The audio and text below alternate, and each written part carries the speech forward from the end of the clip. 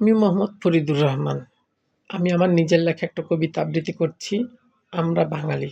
কিন্তু আমাদের বাঙালিদের এখন যে বর্তমানে প্রেক্ষাপটের যে অবস্থা, তাকে কেন্দ্র করে আমি একটা কবিতা আবৃত্তি করেছি।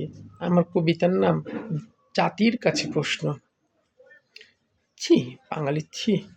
তোমরা নিজেদের দাবি করো স্বাধীন জাতি হিসেবে, স্বাধীনতার মানে তোমরা জানো কি? ছি বাঙালি ছি! স্বাধীনতার মানে কি এই, স্বাধীন দেশে বাস করে তবু প্রাণের নিরাপত্তা নেই?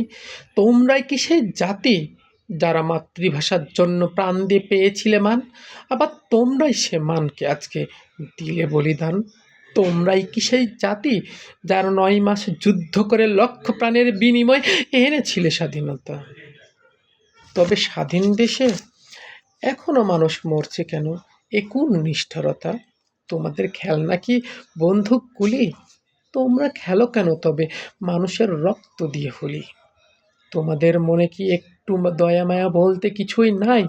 যাদের তোমরা হত্যা করো সেও তো কারো ছেলে, কারো বাবা, কারো আবার ভাই।